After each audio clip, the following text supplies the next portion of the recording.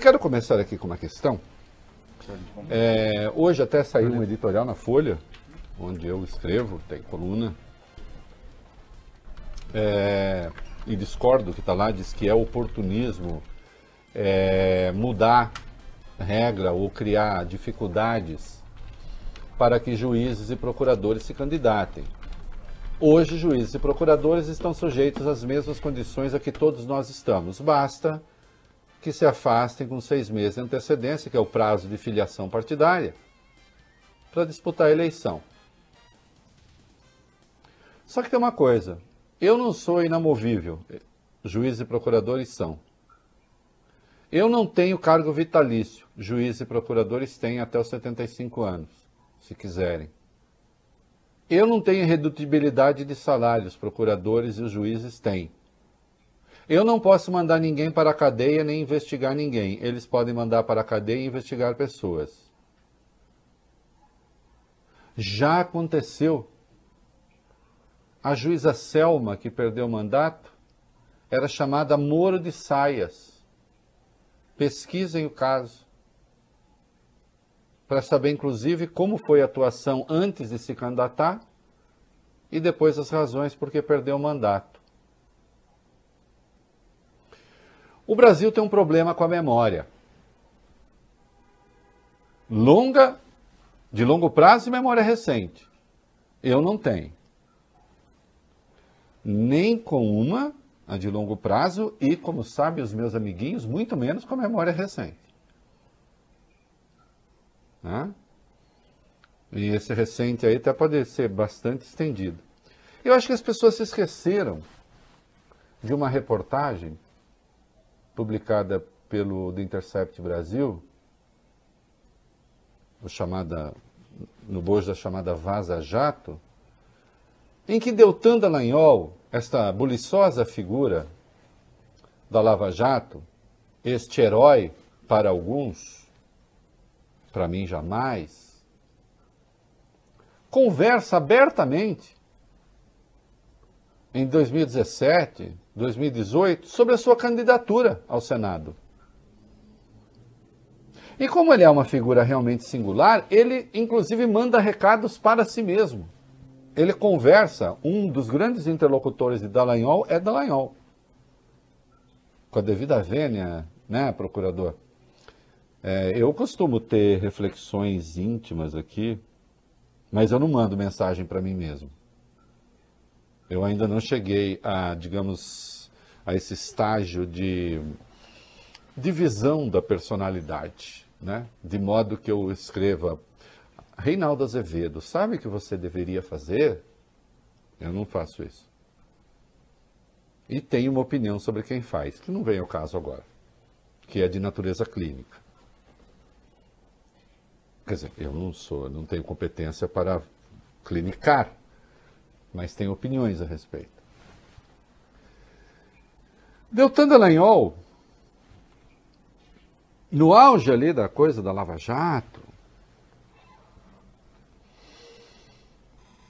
ele manda para si mesmo o seguinte: tenho apenas 37 anos, a terceira tentação de Jesus. E eu acho sempre muito interessante quando as pessoas, ao tratar de si mesmas, se comparam a Jesus. Eu sou Fernando Pessoa, entende? Poeta Fernando Pessoa. Né? Eu sou mais humilde. Eu prefiro o Fábio Cuba. Em vez de me comparar a Jesus, prefiro o verso do Fernando Pessoa. E hoje não há Momento cultural. E hoje não há mendigo que eu não inveje só por não ser eu. Entende? Porque eu acho que as pessoas têm de ser muito severas consigo mesmas. Gente que começa se comparando a Jesus, quando a gente pensa no tamanho da obra de Jesus, da obra moral. Tenho apenas 37 anos, a terceira tentação de Jesus no deserto foi um atalho para o reinado. Apesar de em 2022 ter renovação de... Atenção, a gente está falando da próxima eleição. De só uma vaga e ser Álvaro Dias, que é da turma, né? O Álvaro Dias é aquele que falava de olho, coisa feia, olho aberto, olho aberto. Lava Jato, Lava Jato, Sérgio Moro.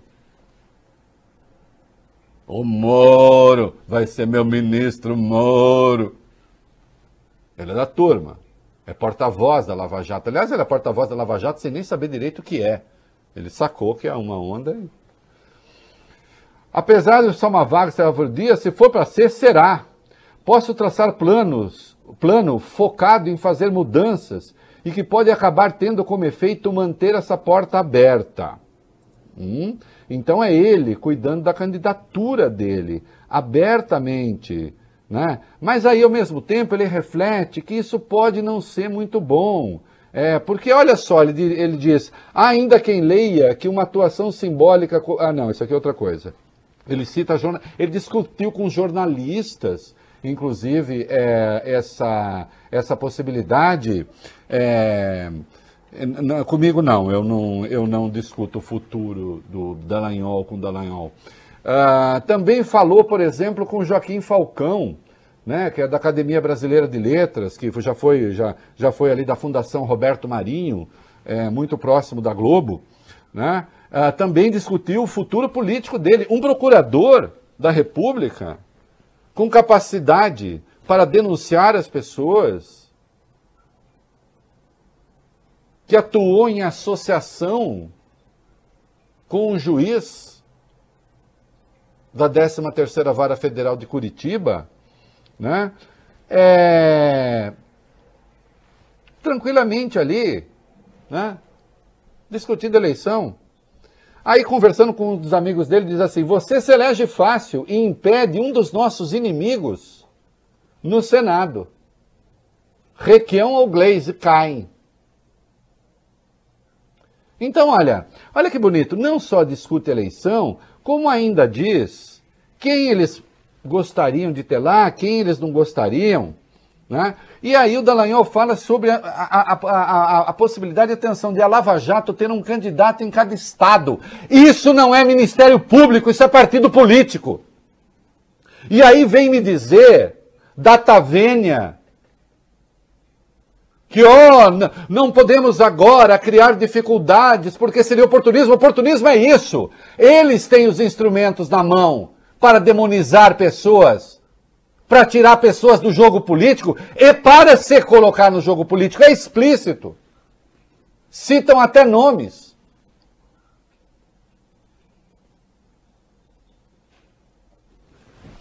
E aí se fala em oportunismo?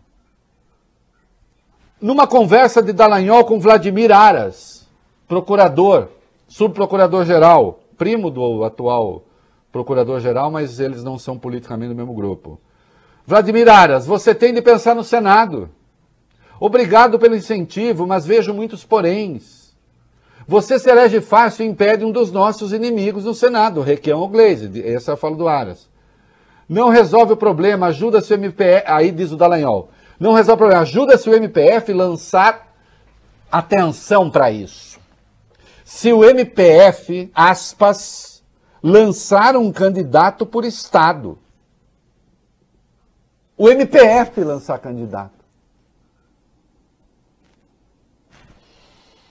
E aí mais adiante, ele fala que ele pensa um pouco, porque é o seguinte, ser procurador da República é uma coisa boa.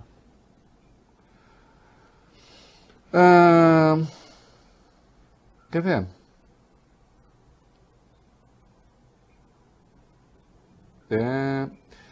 A Luciana Asper Valdir, tem alguma chance de você se candidatar a senador?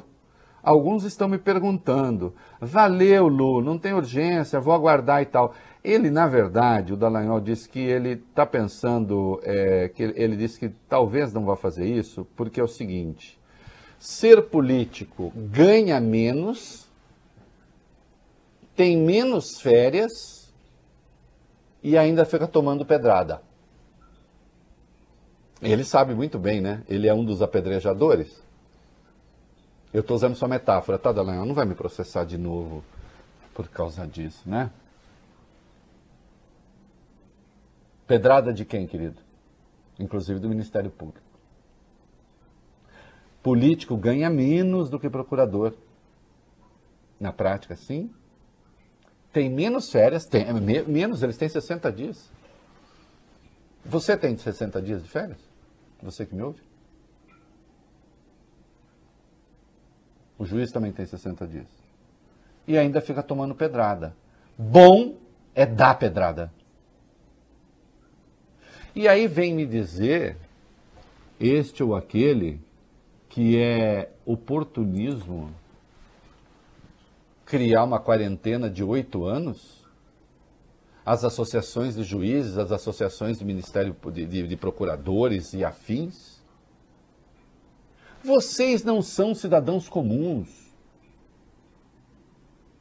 Vocês têm privilégios, alguns inaceitáveis, absurdos, como 60 dias de férias.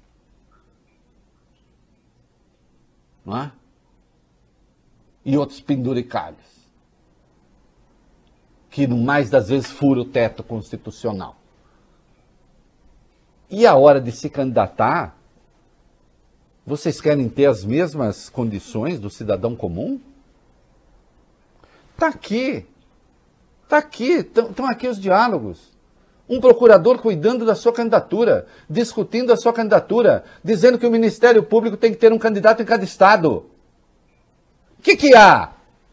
Eu pergunto agora aos órgãos de imprensa, eu pergunto àqueles todos que, enfim, têm compromisso com o Estado de Direito, com a democracia, qual é o entendimento que vocês têm de uma democracia?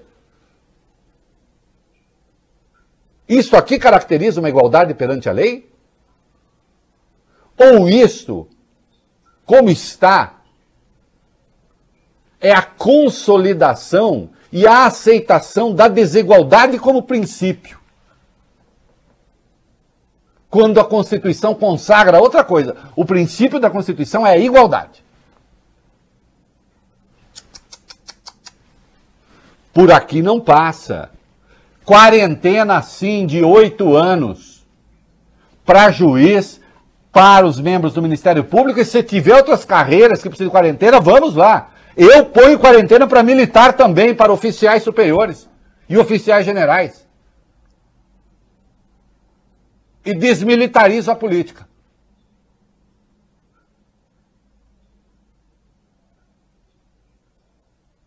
Vou ensinar essa gente o que é um conservadorismo radical. O conservadorismo radical conserva instituições.